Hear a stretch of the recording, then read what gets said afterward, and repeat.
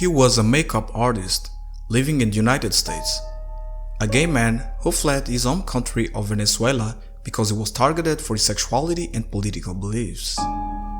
He had a pending asylum case and no criminal record. Then, one day he was put on a plane. But he wasn't sent back to Venezuela. He was flown to El Salvador, a country he had never been to, and locked inside one of the most notorious prisons on earth. His family and lawyers had no idea where he was. For months, he had effectively disappeared. This isn't a hypothetical story. This is the reality for hundreds of people caught in the crossfire of a controversial American policy. The United States, as part of a sprawling immigration crackdown, is deporting individuals, some with no criminal record, and some who entered the US legally, to a mega prison infamous for systematic torture and human rights abuses. This is an untold story of how a federal immigration policy sparked a global human rights controversy, all centered on a concrete fortress known as CECOT. There's nothing but gas, ya sabe que solo estoy fumando Sasai for some lows and I gotta pass. I'm sending loads and they sending cash, but not in that order. Tengo una mami in LA and she hold down the trap while I slide across the border.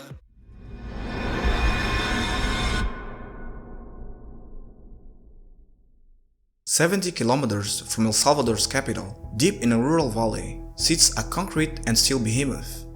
This is the Terrorism Confinement Center, or CECOT. Opened in 2023, it's the largest prison in Latin America, built for a single brutal purpose: to hold up to 40,000 people.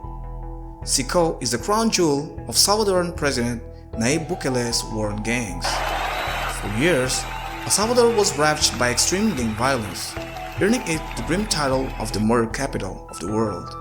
In March 2022, after a weekend of bloodshed, where gangs killed 87 people, President Bukele declared a nationwide state of exception.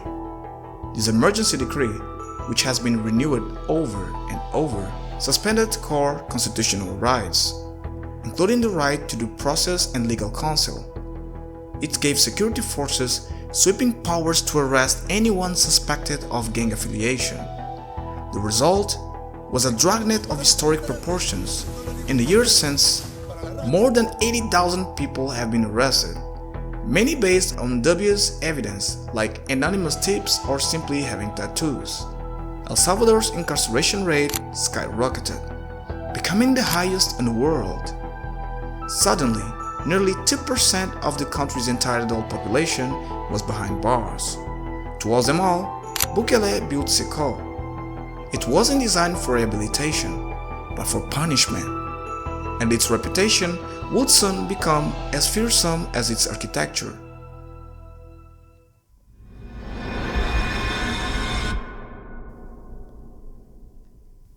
The stories that have emerged from inside CECOT are horrifying. Upon arrival, a prison director allegedly told one group of deportees, "Welcome to hell, I'll make sure you never leave." What followed, according to dozens of testimonies collected by Human Rights Watch and other organizations, was a systematic campaign of abuse. Each cell is crammed with 65 to 70 prisoners. The lights are on 24 hours a day. There are no mattresses, only bare metal bunks stacked for high. Prisoners are allowed out of their cells for only 30 minutes a day and have no contact with family or lawyers. The water for bathing is the same water they're forced to drink, but the horror goes beyond the inhumane conditions. Nearly every former detainee interviewed by human rights groups reported being subjected to severe physical and psychological abuse on a near-daily basis. 4 guards grabbed me, and they beat me until I bled, to the point of agony. They knocked our faces against the wall. That was when they broke one of my teeth. Guards and riot police methodically beat prisoners for minor infractions. Detainees describe being forced into agonizing stress positions, like kneeling for 24 hours straight.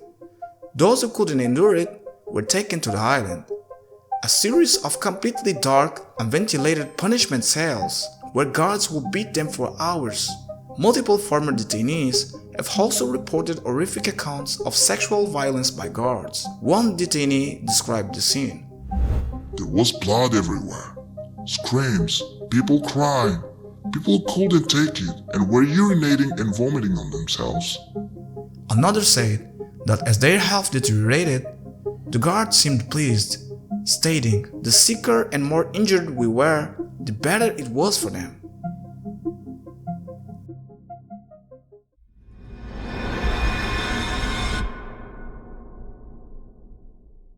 So, how did people deported from the United States end up in the Salvadoran hell?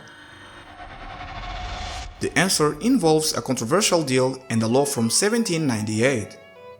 The Trump administration arranged to pay El Salvador millions to house deportees in CECOT.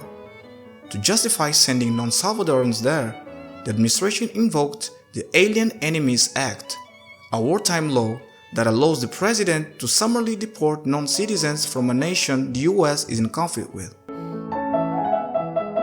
The administration claimed that the Venezuelan gang Tren de Aragua was perpetrating an invasion, giving them the authority to use this law. On March 15, 2025, the policy went into effect and the flights began. The move was so swift and secretive that it happened even as a federal judge. James Bosberg, the chief judge of the US District Court for the District of Columbia, was ordering the planes to turn around, but they landed anyway. President Bukele even posted a tone-deaf message online. Oopsie, too late. In the end, 137 Venezuelans were deported under the Alien Enemies Act and another 101 were sent under regular immigration law. They were paraded before cameras, head-shaved, and marched into CECOT. The US government claimed these were all dangerous gang members, heinous monsters, rapists, murderers, but the evidence paints a very different picture.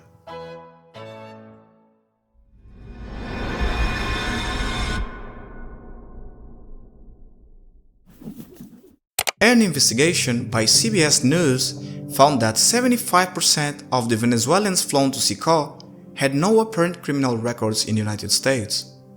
A separate analysis by the Cato Institute found that at least 50 of the men had entered the US legally, some through a parallel program and others to seek asylum at official border crossings.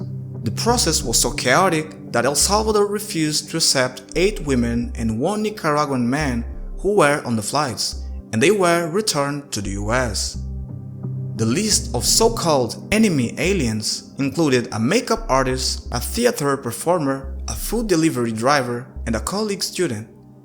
Andre Hernandez Romero, the gay man who fled Venezuela, was identified as a gang member based on tattoos of crowns, which his lawyers say are a religious tradition in his hometown. Another prominent case was Kilmar Abrego, a father from Maryland who was living and working legally in the US. After an immigration judge granted him protection from deportation in 2019, he was arrested during a routine check-in and sent to CECOT based on unsubstantiated gang allegations from years prior, a move the US government later called an administrative error. For this man, there was no trial and no opportunity to challenge the accusations. They were swept up in a federal immigration action, labeled as terrorists, and outsourced to a foreign prison known for torture. CECOT serves a dual purpose. For El Salvador, it's a symbol of President Bukele's iron-fisted and highly popular war on gangs, which has dramatically reduced homicides at the cost of human rights. For the United States, it has become a convenient tool for immigration enforcement. Human rights organizations have unequivocally condemned the conditions at CECOT as systematic torture. One former UN official described it as a place designed to dispose of people without formally applying the death penalty. Yet President Bukele proudly showcases the prison on controlled tours for social media influencers, presenting a sanitized version of reality. By sending hundreds of individuals to CECOT, the US government became directly implicated in the system. While a judge ruled the expulsions violated the process, the administration defied the order. The story took another turn in July 2025, when roughly 250 of the Venezuelan detainees, including Henry Hernandez Romero, were suddenly released and flown to Venezuela as part of a U.S. brokered prisoner exchange. Mi nombre es André José Hernández Romero, cédula de identidad 21.085.759, orgullosamente venezolano. Gracias por traernos de vuelta acá, gracias por luchar por nosotros, por los connacionales venezolanos. But for those still trapped inside, justice remains a distant concept. Their indefinite detention in a foreign hell, paid for by the US taxpayer dollars, stands as a chilling testament to how a nation's pursuit of security can lead it to abandon its most fundamental values. Con plena certeza que hemos ganado la presidencia de la República.